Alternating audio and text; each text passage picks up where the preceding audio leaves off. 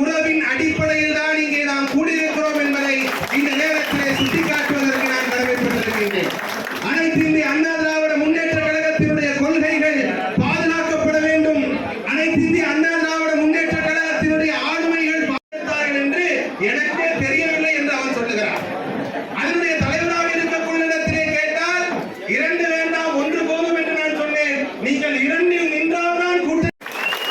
அது மாத்திரமல்ல, இங்கிருக்கக்கூடிய எங்க அப்பா கம்பல் பண்ணாரு, எனக்கு எதுக்கு சீட்டு கொடுத்தாங்கன்னு தெரியாது என்று சொல்லக்கூடியவர்களுக்கு மத்தியிலே நான் வந்தால் அனைத்து இந்திய அண்ணா திராவிட முன்னேற்ற கழகத்தினுடைய வேட்பாளராக வெற்றி பெற்றால் இந்த திருச்சி பாராளுமன்றத்திலே என்ன செய்வேன் என்கின்ற செயல் திட்டத்தை கையில் வைத்திருக்கக்கூடிய ஒரு வேட்பாளர். திருமதி சாந்தி, திருமதி சுபத்ரா, திருமதி சாருமதி என மேல இடம் இல்ல, லலிதா வாங்க, எல்லாத்துக்கும் வந்துட்டு போயிட்டு இருப்பீங்க. இந்த 4 பேர் மட்டும் வாங்க, உங்களுடைய பிரதிநிதிகளா வாங்க, மேல வந்துருங்க.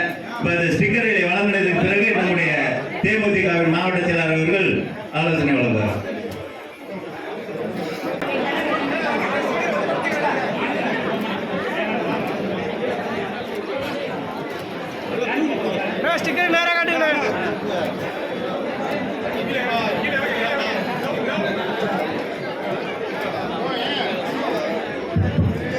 மகளிர் குழுக்கு நன்றி.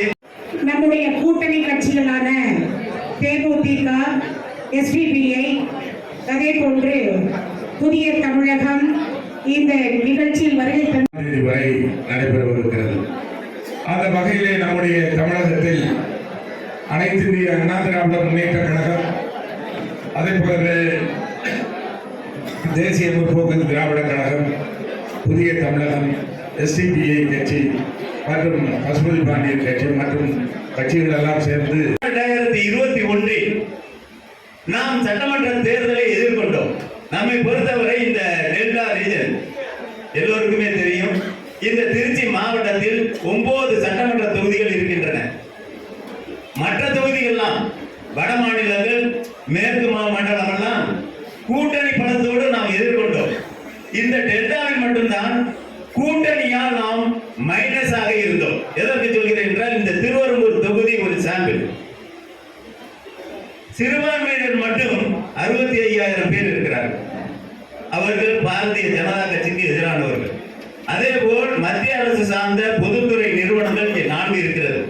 அதிலே பணியாற்றுகின்ற பணியாளர்கள், அதிலிருந்து ஓய்வு பெற்ற பணியாளர்கள், இவர்கள்லாம் இந்த தொகுதியை சுற்றி சுற்றி இருக்கின்ற போது இந்த தொகுதியிலே நாம் அதிகப்படியான வாக்குகள் வித்தியாசத்தில் வெற்றி வாய்ப்பை இழந்தது கூட்டணியினால் தானே தவிர மற்ற எதுவுமே கிடையாது. தொண்டர்கள் நன்றாக உழைத்தார்கள், மக்களும் வாக்களிக்க நினைத்தார்கள். இந்த பாரதிய ஜனதா கட்சியோடு ஒரு கூடா நட்போடு சென்ற காரணத்தினால் சுமார் 80,000 வாக்குகள் மட்டும் இந்த தொகுதியிலே மைனஸாக இருந்தது. அதையும் தாண்டி இந்த 9 சட்டமன்ற தொகுதியில் நம்முடைய தொண்டர்கள் உழைப்பால் நம்முடைய தெற்கு மாவட்டத்தில் இடம்பெற்றிருக்கின்ற மணப்பாறை சட்டமன்ற தொகுதி கீழிருந்து பார்த்தால் 12,000 வாக்குகள் வித்தியாசத்தில் வெற்றி வாய்ப்பை இழந்தோம். அதற்கு பிறகு லால்குடி. இப்படி படிப்படியாக இன்று பார்க்கின்ற போது திருவெரும்பூர் கீழிருந்து வருகின்ற போது 6வது இடம். அன்றைய தினமே நான் சட்டமன்ற தேர்தல் முடிவுற்றதற்கு பிறகு உண்மையிலே தொண்டர்கள் எல்லாம் சோர்வுற்று தொய்வாக இருந்த காலகட்டத்தில் இருந்து இந்த 3 ஆண்டு காலத்தில் இந்த இயக்கத்தை இங்கே வலுவடைய செய்வதற்கு ஒவ்வொரு தொண்டர்களும் எவ்வளவு செலவு செய்கிறார்கள் என்பது அனைவருக்குமே தெரிந்தது. அதற்கு சொல்கிறேன், அன்றைக்கு இந்த மண்டபத்திலே நாம் கூட்டம் நடத்தினோம் என்று பார்க்கிறேன். இன்றைக்கு மண்டபம் நிரம்பி வருகிறது. காரணம் தொண்டர்களுடைய உழைப்பு. பல நிர்வாகிகளை நான் பல நேரம் கடிந்திருக்கிறேன். காரணம் நாம் பட்ட அசிங்கத்தை திரும்ப பெற வேண்டும். அதற்காகத்தான் இன்றைக்கு நமக்கு ஒரு நல்ல வாய்ப்பு. தம்பி கருப்பையா அவர்கள் பற்றி நாம் சொல்ல வேண்டும். ஏனென்றால் அவர் வேட்பாளர் அறிவிக்கும் பிறகு எல்லோருமே என்னிடம் கேட்டார்கள், கருப்பையா உங்க தம்பியா என்று. ஆம், என்னுடைய தம்பி தான். 100% என்னுடைய தம்பி.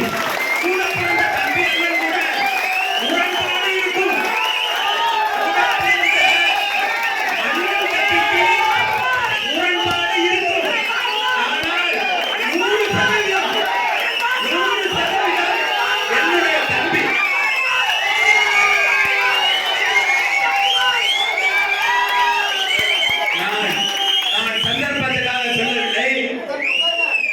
என்னுடைய தம்பி சகோதரர் டாக்டர் விஜயபாஸ்கரோட தம்பி. நான் சந்தர்ப்பத்துக்காக சொல்லவில்லை. காரணம், நான் அதை நிரூபிக்கிறேன். நான் வேட்பாளர் பேசும்போது கருப்பையா அவர்களை இந்த தொகுதி நாடாளுமன்ற உறுப்பினராக தேர்ந்தெடுத்தால் முதல் படி சென்று விட்டோம். எனவே அந்த பணியை உங்களுக்கு நீங்கள் செய்யுங்கள். வேட்பாளரை பொறுத்தவரை, சகோதரரை பொறுத்தவரை இந்த பணி செய்வதற்கு எந்த ஒரு தடங்களும் இருக்காது. வெள்ளம் போல் வரும். தடங்கள் இன்றி நாம் அந்த தேர்தல் பணியை ஆற்றி, ஏனென்றால் மாற்று முகாமில் நிற்பவர்கள் யார் என்று உங்களுக்கு தெரியும். இன்றைய தினம் வரை அவருக்கு எந்த சின்னம் என்று தெரியவில்லை. வேட்பாளர் ஓடுகின்ற பாம்பை மிதிக்கக்கூடிய வேண்டும்.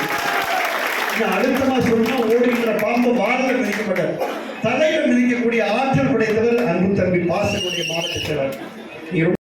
உட்கார்வதற்கு இடமில்லாமல் எழுச்சியோடு இந்த கூட்டம் தொடர்ந்து கை தட்டிக் கொண்டு விசிலடித்துக் கொண்டு உறக்க கையை தூக்கிக் கொண்டு இறந்த இலைக்கு தான் ஓட்டு கருப்பையா உங்க ஓட்டு என்று அடுத்ததாக சொல்லுகிறார். கூட்டமாக ஆச்சரியமாக இருக்கிறது, பொறாமையாக இருக்கிறது. காலையிலே புதுக்கோட்டையினுடைய செயலர் கூட்டம் நடந்தது. அதையும் தாண்டி எழுச்சியின் கூட்டத்தை திருவண்ணாமலை பார்க்கின்றோம் என்று சொல்வது எனக்கு மாற்று கருத்து. உண்மையை சொல்றேன். எழுச்சியா நம்பிக்கையோடு இருங்கள், உணர்வோடு இருங்கள். அழுத்தமா சொல்றோம், காலையில தூக்கி விடுங்க. திருச்சியில அங்கீகரிக்கப்பட்ட கட்சி வேட்பாளர் சொன்னாங்க, திமுக சொன்னாங்க, இங்க சின்ன அப்படின்னா பாவம் செஞ்ச சின்னமா, எங்க சின்னத்துல போட்டிட்டு அதுக்கு நான் உயிரே விட்டுறது மேலும் வேட்பாளர் சொல்ற நிலைமையை பாருங்க. உதயசூரியன் சின்னத்திலே போட்டியிடக்கூடிய நிலை வந்தாலும் அதுக்கு நான் செத்து கூட போயிடலான்னு சொல்லியிருக்கேன். நல்ல வேட்பாளர், பாராட்டு. சின்னத்துக்கு மேல அவ்வளவு பயம். திமுக சொல்றாங்க, எங்க சின்னத்துல போட்டிட்டா நீ செத்து போறேன்னு சொன்னேன், நீ போயிடு முடிச்சிட்டாங்க. 2 பேரும் செல்ல பார்த்து போயிடு முடிச்சிட்டாங்க. தயாரா இருக்கிறேன். நாங்கள் அப்படின்லாம் சொல்லல, களத்திலே சந்திப்போம், தயாரா இருக்கிறோம். நீங்கள் களத்திற்கு வாருங்கள். நீங்க எங்கிருந்து வரணும், எங்கிருந்து கிளம்பணும்? தூத்துக்குடி திருநெல்வேலியை தாண்டி நீங்க கடம்பூர்ல இருந்து கோவில்பட்டில இருந்து வரணும். கோவில்பட்டில இருந்து வந்தால் வருடத்திற்கு ஒரு முறை சிவகாசிக்கு பட்டாசு வாங்குவதற்கு போல அங்கே நாடாளுமன்ற உறுப்பினரை பார்க்க வேண்டிய நிலை இந்த மண்ணிற்கு வந்து நான் அன்போடு ராசி இருக்கு. புதுக்கோட்டையில பிறந்து திருச்சியில வெற்றி பெற்றேன். ஒரு ராசி இருக்கு.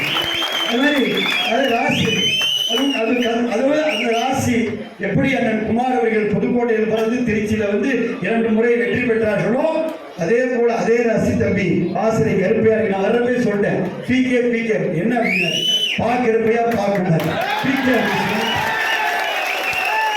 பாசமான குமார், பாசமான கருப்பையா, பாசமான அந்த பிகே நம்ம காம்பினேஷன்ல ஜம்முன்னு அடிக்கிறோம். பிகேவை நீங்க ஓகே பண்ணிடுங்க.